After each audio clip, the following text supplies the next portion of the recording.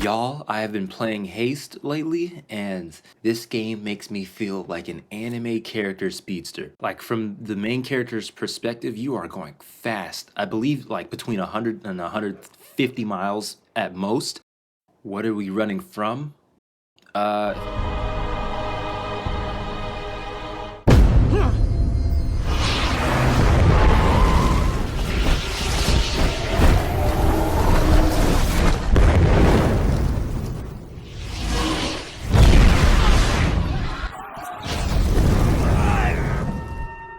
I mean, the world collapses behind you as you're going, so there really is no time to slow down. And as of the time of me recording this, they actually just kind of shadow dropped a multiplayer. And the hype from there just gets better and better. There are about 9 to 10 shards, I believe. And right now I'm on the 7th, and I'm almost finished with the game, but I'm not. Now, before I go into the details of the game, I just want to let you know how this video is going to be structured out. This is going to be very similar to the Horizon Chase Turbo video. If you haven't checked that out, it is in the description. Based on my average, it seemed like it was pretty well received, so y'all messed with it. Just like in the Horizon Chase race video, we did 3 different scores, 3 different maps, and so it'll be very similar to this one. In Haste, we'll be focusing on 3 different bosses, 3 different worlds. And because I'm doing 3 different bosses, this will also be a hybrid boss rush. Not in this video, but in the next one, where it'll just be not really me yapping, and it'll just be the showcase of the music. Similar to Horizon Chase, the music was always fast paced. The difference being that the genre I'm gonna be kind of focusing on, or at least trying to, is that's right, we're doing drum and bass. Kinda. Some songs will be more traditionally drum and bass, some songs will be ambitious and maybe a little bit experimental, and others will be a little laid back. My knowledge on this genre is not that deep, so this is more so just me attempting the loop than it is trying to get the breakcore or the jungle or whatever, all of that, because I know they're all in their different subgenres and sections, and I ain't want anybody to come for my neck on that. Just letting y'all know, I'm mainly doing the drum and bass loop. So why Haste? Why now during like one of my crammiest weeks ever in school? Well, every now and then I have these periods of time where it's kind of like a dry creative season, and I'm, more so in a passive state. Haste has always been in my backlog and on my list of projects to do, but the drive to do it wasn't really there yet. And I'm not saying it out of like, oh, I just didn't feel like it. It was more so I didn't have any ideas yet. So one day I was kind of taking a little nap a gap in between my classes, and it just came to me out of nowhere. I had picked up Haste again just to see how much was happening on screen and see what I could work with before even scoring anything, and I only had some concept notes of what I wanted to do. Originally, this was going to be a quickie like Europa, but there was a lot more happening in this game than Europa. Not only did I have to do a project for my weekly assignments on coding and sound designing, I figured this would be a great time to kill 3 birds with 1 stone. Doing all this with one massive project. 3 worlds, 3 songs, prime opportunity. But again, this was during a very busy week of school, and I knew I'd have to get in as much time as I could to at least like get some projects going, or at least structure it out and build from there. So I went from being absolutely bored to now having a drive to do 3 projects in 1. And that is how we got here. So let me get into the details of the game. Quick review, game's fire.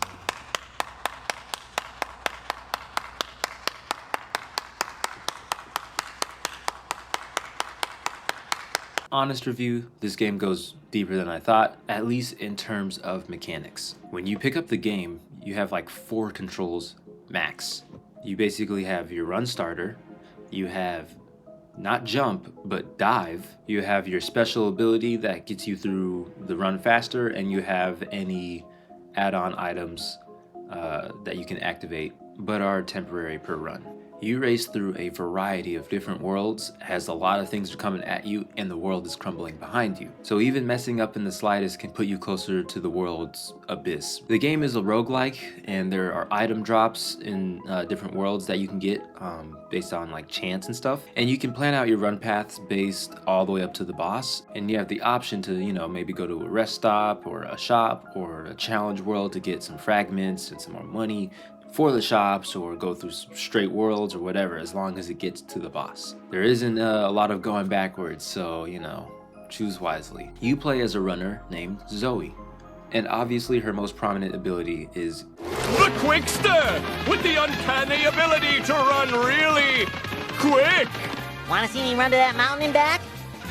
You want to see me do it again? There are also a bundle of other characters that, I'll be honest, I was skipping through the cutscenes because I really just wanted to run. On that note, I really don't know much about the lore either, and I'm not going to sit here and pretend like I do or read through a wiki. That y'all can do yourselves, because the whole point of this video is for the sound design, music, and justifying why and how it fits in that world. Now, there are 3 world types.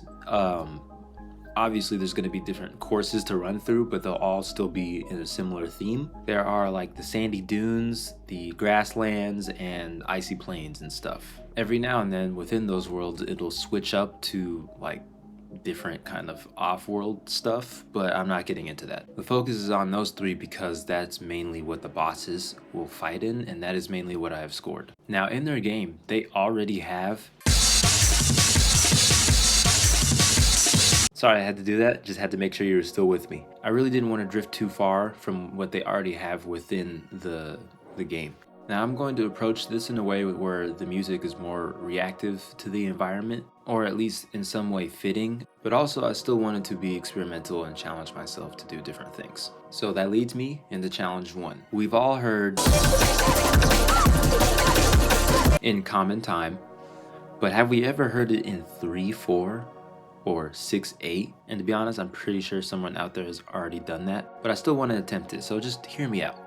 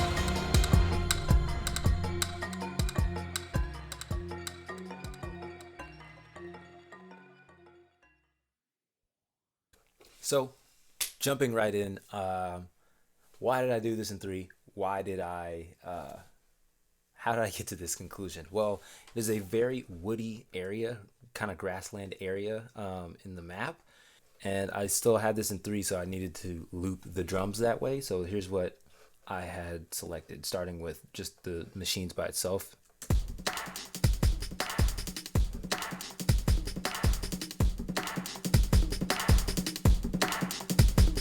Right? Back in 3. Here's a metronome over it. Now, in terms of loops, I literally just went straight to it. Went straight to the keyboard, noodled around for about 5 minutes, and ended up getting this kind of melodic, rhythmic pattern.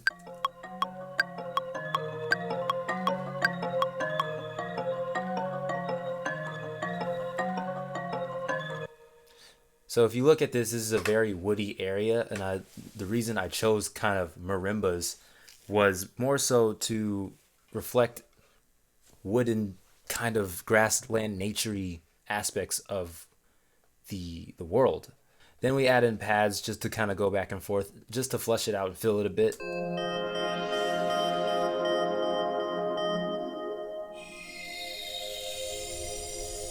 Right? You got your dirty sub, which is the constant notes that keep the song kind of grounded.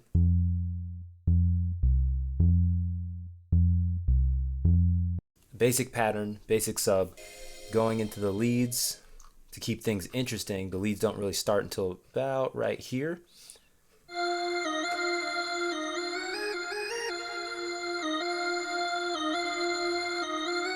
And here we get some harmony right about here. But even before getting to that point, I had hinted at it right about here.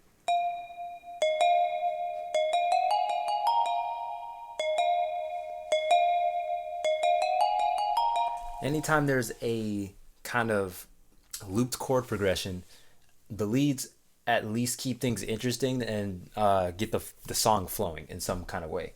And so you can kind of predict the melody on where it's going to go. If it's fed to you, or spoon fed to you in the beginning portion here. The only difference was, and here was the challenge, because it's in 3, matching up the beat points and seeing what was left before hitting the boss again and bringing everything back in was a little challenging. So you have like this kind of leftover repeated melody. Before there were no leads, it was just kind of a little disjunct and it felt a little off. So that was the music. In terms of the sound effects, I didn't want to go too much into it. However, let me just turn this on and solo it. You'll hear here, this, one of my favorite sound effects. That bird flap and a whoosh. Simple, but adds so much just to iframing each one and timing it. Everything else was kind of like a basic sound effect that I got from somewhere, which served its purpose, but when you layer stuff on top of each other to get something cool, this is just one of them. So that leaves off with that. I'll come back and show you the second one, which actually leads me into the second one. The second one is where I included for the other project a bit of code. Look at it! It's not real! You can see the microphone showing! Look at it! Get off me! I'm sick of you keeping me up! You look at it! Let me go!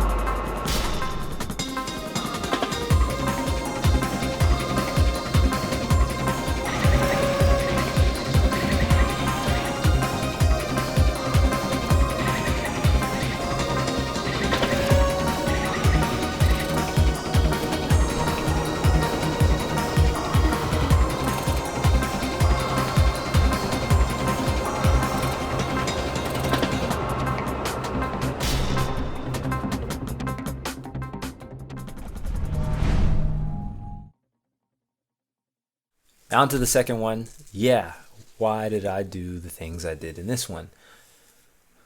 All right, so how do I explain this? I wanted it to be short and sweet. It was really chaotic, and I wanted it to be a step level a bit higher from the last one. Now, in terms of the last one, the main challenge was it just to be in 3/4, or in 3 at least. And for this one, we're going back to a regular 4/4. I don't know if it completely hit that drum and break style, but at least kind of switched up the drums a bit to make things change. So starting with the drums.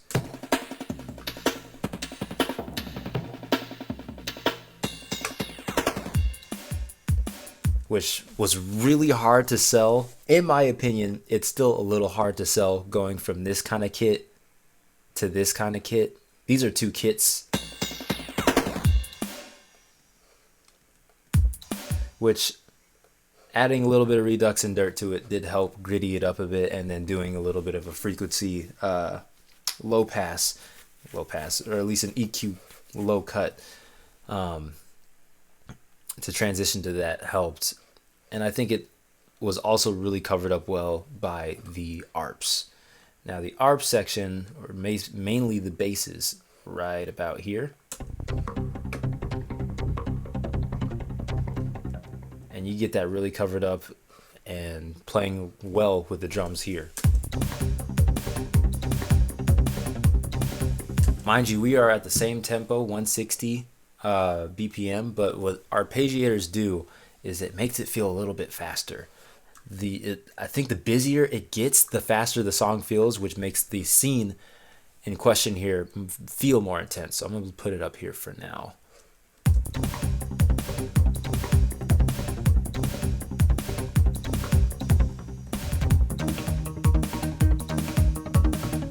Then we switch to our secondary drums. This fades up. This finishes its last bar.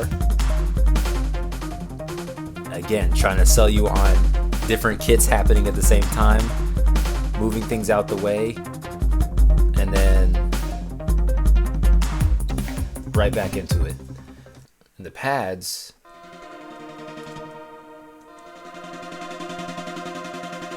used auto tremolo, hybrid reverb.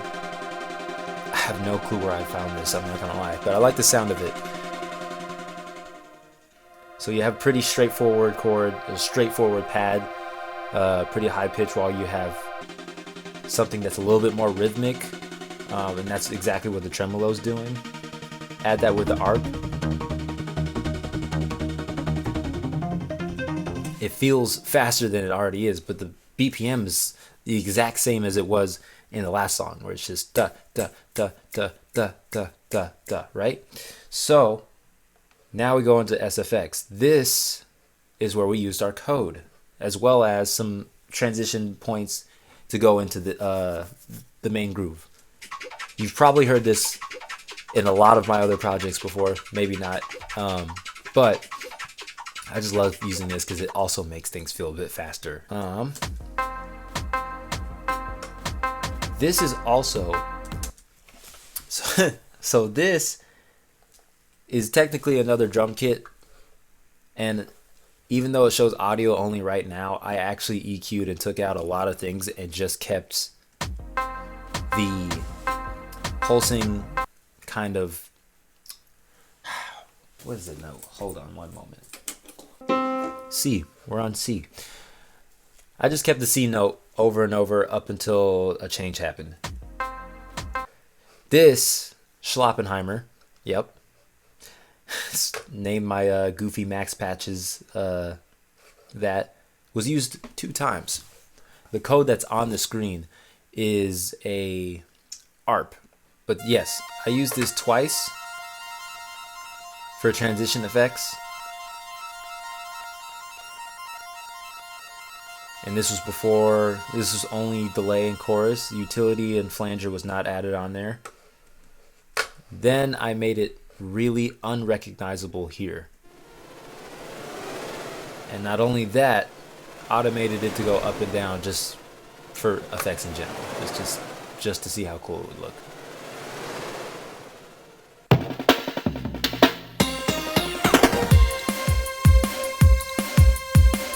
Second lead is just playing an ARP. An ARP. The second lead is just playing, because this isn't an ARP, this is something I actually spelled out. Just a small pattern, kind of going back and forth. I wanted them to bounce off of each other, and that's exactly what I had them do here.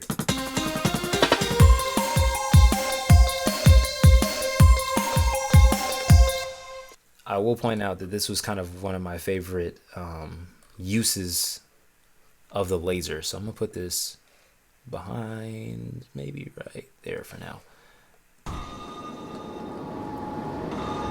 Laser shot.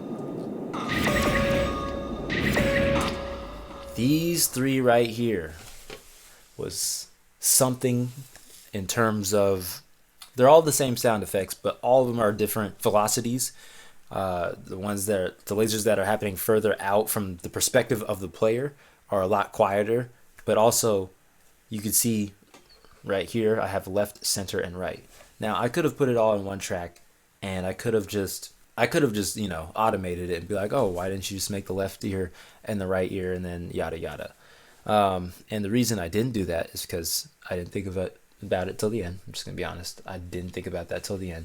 But also I really wanted to visually see, well, everything that was happening in the left ear, right ear, and the mid center, and didn't want to make like a full like squiggly line of things happening, because there were times where things do overlap.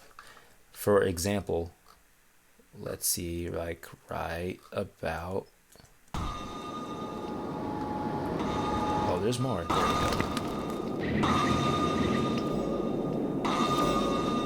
There's, yeah, here. Like right here, all this. Every time you see alarm 2, alarm 2, alarm 2, alarm 2, alarm 2, that is really just the MIDI trigger for the laser note to hit. Those are just copy and paste, but they all happen at the same time during this like section right here. And that was a lot to kind of iframe. So it was like, it felt better just to have them on each track, so that way they can all have their individual triggers or re-triggers instead of the panning knob going, because then that's just kind of disorienting, or it doesn't get caught well. And I believe the final challenge was the snake. And for this track, I'm actually going to lay it back a bit.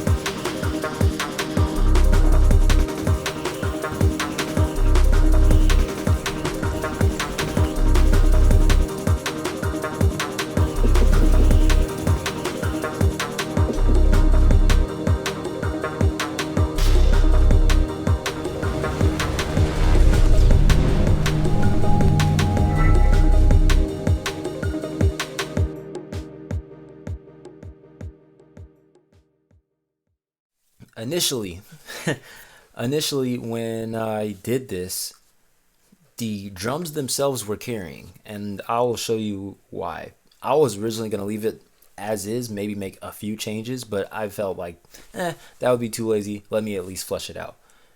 You start off with this, right, going into this. There's two drums layered on top of each other. We got the shaker and the pad, and we got something more a little bit more grounded, you know. We have a transition.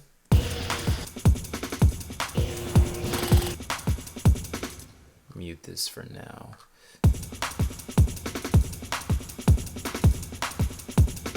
Then we go right back in here.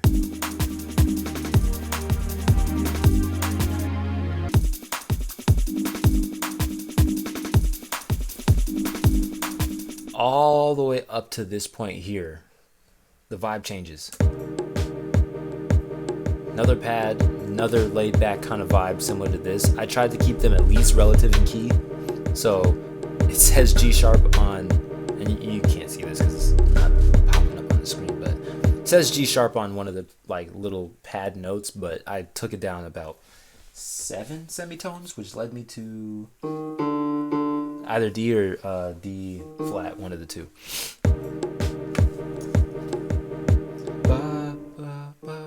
Yeah, it's somewhere around there. Pads are weird. But then we kind of layered it again with this grounded more drum break here.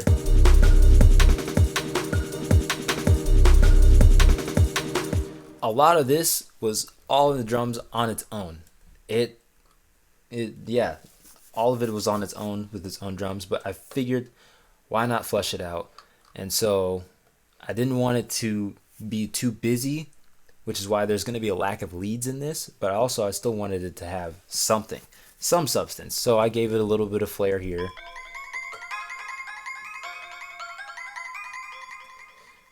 The brass wave in comparison to the airspace, one's a little bit lower, has a little bit more body. The other's higher, is a little bit more airy. My one problem was the ending. I think I just needed to give more release, if anything, but you know, still work in progress, still pretty presentable. Always room for improvement, always. So, and then the last bit here was the B bass, which was just to add even more body to all this together. Add this in with the sequences, and you get,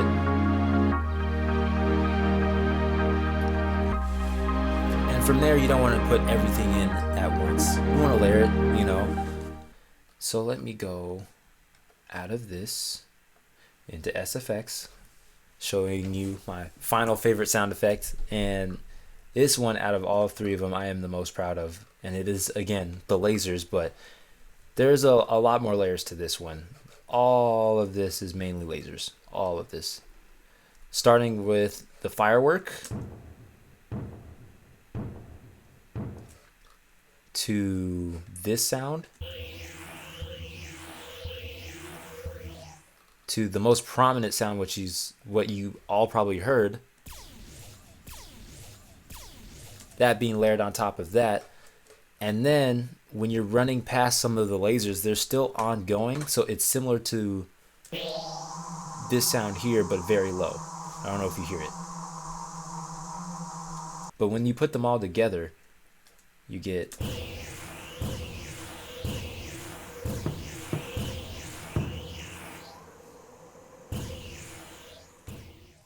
Now, like I said before, I'm not done with this game. This game is too addictive to put down, and I'm only on shard 7, or no, now I'm on shard 8. Shard 8 of 10. And now that multiplayer is out, me and the homie are gonna get through these shards together. With that being said, all this should come out in the beginning of a week, so it'll be Haste week for y'all.